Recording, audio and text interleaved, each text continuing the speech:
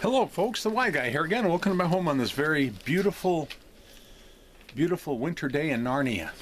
I mean, where I live. That's what my wife calls this place, especially in the wintertime. She calls it Winter in Narnia. Sometimes it seems that way. Anyway, I've been doing a video series, and I've been taking breaks in between each one just to talk about different things. But I've been doing a video series on a devil-type character that's mentioned within Scripture. All the origins of all of the names and where they came from and, things like that. And this video is going to be a continuation of that. And it's called The Y Guy Introduces Belial. That's B-E-L-I-A-L. So, is this Belial character that's supposedly mentioned in Scripture, is he or it an angel or a snake? Okay? A demon? Beelzebub? According to Latin mythology, who is in second command to the devil? Okay? Or is Beelzebub the devil himself? You see, even Latin mythology can't make up their mind. That should tell you something, okay? Is he or it a father, as perversely has been stated in the Latin-based Bibles where Jesus accused the Pharisees that their father was the devil? Okay? Which he never said that, but the Latins said he did. But anyway, is he a father or a son of perdition that some Christians believe is referring to the devil? Is it the name Satan with a capital S or adversary with a small a? See, which one? A murderer from the beginning? Okay, I don't recall reading anywhere where this devil character murdered anybody. But anyway, is he a murderer from the beginning or a god, as in a god of this world? Is this character a dragon or a prince? Which one? How about a thief or a lion? A ruler of darkness or an angel of light? You see, are you following me on all these? A fallen star or the Antichrist? A Philistine god of the underworld or a Canaanite god of the netherworld? A ruler of pagan Latin hell or King Hades of the pagan Greek hell? You see, if nothing can be, they can't agree. No one can agree. And that should bring up a huge red flag. And that's what it did for me, okay? And that's why I'm doing these series. And Belial is another one of those names, titles, descriptions, whatever. This one little word, Belial, brought up a huge red flag with me, and not entirely because it's been used as a name for a devil type or title for a devil type character, not because of that necessarily, has been used by various folks within Christendom, but because when any word is used only once within the New Testament, okay, it demands further research to find out why. Why is that? Another major issue I have is how you'll find the word Belial capitalized for some frickin' reason. Okay? And that usually says something. Just like whenever you see the word Satan capitalized, that's referring to a noun when it never was supposed to be. Belial is not a noun. You'll find out why anyway. Anyway, it's been used 15 more times. The word Belial has been capitalized 15 more times in the Old Testament. But only when using the King James Old Testament. Think about it. 15 times and no other Bible version agrees with them. None. That doesn't bring up a red flag? Okay. It even gets worse than this, folks, with the word Belial, because when I looked up the same 15 passages in the Greek Septuagint, the word Belial didn't exist anywhere. That should tell you something. And when I compared each verse side by side, I discovered that the translators of the King James Bible had actually inserted the name, so I didn't say the word, the name Belial into the passage. Now let me give you a couple of examples of where they did this, okay? They did it in 15 times, but I'm going to give you only 2 to keep this video short. From the King James Version, Deuteronomy 13:13, it says, quote, certain men, comma, the children of Belial, there's the insert, comma, are gone out from among you and have withdrawn the inhabitants of their city. And that's with a capital Belial, by the way. And now, from the Septuagint, the same verse says, lawless men have gone out from among you and led all the inhabitants of their city. I didn't make this stuff up, folks. This was a deliberate insertion and not a translation. Are we getting it? All right. So, why couldn't they have just left it to say lawless men and not insert Belial? Why is that? I'm going to answer in a moment. Also from the King James, Judges 19:22, quote, now as they were making their hearts merry, behold, the men of the city, comma, certain sons of Belial, comma, there's the insertion, beset the house round and about and beat at the door. Okay? Close quote. By the way, that wasn't in the quote. All right. Anyway, from the Septuagint, now they were cheering their heart, and see, men of the city, sons of lawless men, surrounded the house, pounding on the door. That's what it says in the Septuagint. You know, on the surface, it would make sense to call sons of lawless men sons of Belial if Belial meant lawlessness, but it doesn't. Here's my great technology I'm getting ready to share with you on this here video. Belial in Hebrew looks like this, if you can see that. I can't see the screen, so I'm hoping you can see that. See that word Belial in Hebrew? Now look at the word lawlessness in Hebrew. They're not even close, folks, okay?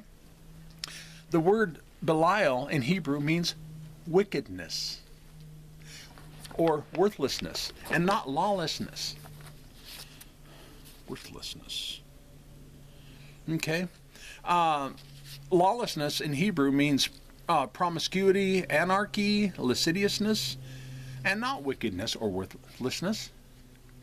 So, do you see my point and why this is important to me? Probably not. Because I'm once again trying to prove that the ancient Latin Church and their Bible translators had an agenda by using the word Belial, capitalized, and why it was capitalized. Lawless men can easily be viewed as wicked. You know, I get that, but in order to give wickedness a personality, the word wickedness a personality, you would first have to give it a name. And I believe that's what happened. And Christianity has been drinking that particular flavor of Kool-Aid ever since. The idea of giving a personality to an entity brings us back to the future. Ooh, I love that movie. Of how the word Belial was used where I said that one time, in the New Testament, 2 Corinthians 6:15. From the Latin-based Bibles, it says this. I'm coming close to a close. Quote, or what harmony has Christ with Belial? Or what has a believer in common with an unbeliever? Close quote. Do you see how easy it is? How easy it is to make an unbeliever equal to a devil in this verse? It plants that seed in the mind of someone reading this from a Latin-based Bible. It plants that seed of, ooh, the people, unbelievers are, ooh, they're as evil as the devil. I know that's what takes place in the mind of a believer because that's what took place in my mind and so many other people that I know. Okay, at one time. So if you take this out of context, it reeks of superiority and self-righteousness, when all it's really talking about is how harmonious, how people can't have harmony, okay, with each other, and because you won't be on the same page with other people. That's all it's talking about. That's exactly how I feel, by the way, this lack of harmony with some of my closest Christian friends who still believe in hell. It's the same thing. But do I consider them the devil? No. Do they consider me the devil? Some do. Okay? But anyway, that's beside the point. There's no such thing as a perfect Bible, okay? So before you start questioning, well, gosh, what Greek Bible am I getting this out of? Just realize there's no such thing as a perfect Bible. And that goes for one of my very favorite New Testaments. And this is, I use the concordant literal as well as this one here. I don't know if you can see that. I can't even see my camera with this big book in front of my face.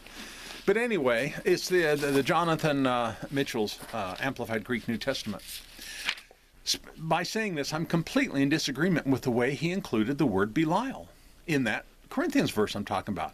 And I believe he did so simply because all the other Latin-based Bibles did too. Okay? Even though it was only found in one verse. And remember, when I said it was found in the King James, that was referring to the Old Testament. None of the other Bibles included the word Belial in the Old Testament. Only the King James. Okay, I just wanted to get that straight. So, anyway, I find it ironic that it didn't seem as if any consideration was given by Mr. Mitchell. And by the way, I've had back and forth with him on email, and the guy's a gem. He is a total gem. I mean, he explained to me how he was taking care of family, trying to raise a family while doing the years and years of research into the Greek language and stuff. Man, I can't speak any more highly, but it's just that it didn't seem like, and the word is seem like, any consideration was given to the fact that the word Belial can't be found anywhere within the Greek Septuagint. You've got to consider the Greek Septuagint when writing a Greek New Testament. You've got to consider the Greek Old Testament. That, to me, is just common sense. And bearing this in mind, that the Greek Septuagint obviously is written in Greek. And it's the oldest Greek copy of Scripture that we have. And it's not the originals of anything, of course, but it's still the oldest of what we have. So to me personally, this delegitimizes, it's no longer legit, okay, the use of the word Belial, especially considering that he included the true Hebrew words in brackets. The true Hebrew word in brackets in this Bible. And he says, quoting from 2 Corinthians 6:15 in this Greek New Testament, quote, "And what joining of a voice has Christ when faced toward Belial?" And then he has in brackets, these brackets, Hebrew word for worthlessness. Okay? Or what part for one full of faith and trust corresponds with one who lacks faith? An unbeliever, one who is not trustworthy. Okay? You know, this Mr.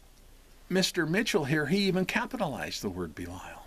Yet according to the Hebrew Talmud, it is not capitalized anyway, as most Hebrew words are not. Regardless, the correct Hebrew word use only means without profit, worthlessness. Since when is without profit or worthlessness capitalized? You see? You see, again, it doesn't add up unless you want to personalize it and make the words without profit or the word worthlessness, if you want to make them into an entity.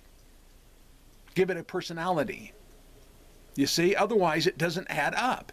And in closing this video, you know, I don't have all the answers to why it's been capitalized and why it's found once in 2 Corinthians 6:15 in most Bibles. With that said, consider how, depending on which Bible version, phrases like without profit, nothing to gain, what does it profit a man? These are quotes. And words like worthlessness, profitless, vanity, and useless are used in numerous places all over Scripture. But never have they included the word Belial. That should say something. So, you know, I may be mistaken, okay, about the word Belial here in this video. But the one thing I know for a fact is Belial, sure as hell, pun intended, okay, doesn't mean the devil. And that's, as some within Christendom have been led to believe. And that's really the point of my whole video anyway. All right? So look me up on Facebook under a group called the Y Guy Group. Also, I have an avatar, fake name, John Anthony Jones, on Facebook as well. The Y Guy is a private group. You have to answer 3 questions to join. You still can view everything, but in order to go back and forth with folks, you have to join. Give me a thumbs up, thumbs down on this video. Consider subscribing if you haven't already. I'm going to leave a link to both Patreon and Ko-fi if any of you feel so led to help out in that area. I'm going to also leave 3 other links to where you can purchase my 3 books that I've published as well on the Show Me More section. So scroll down, take a peek, see what you think.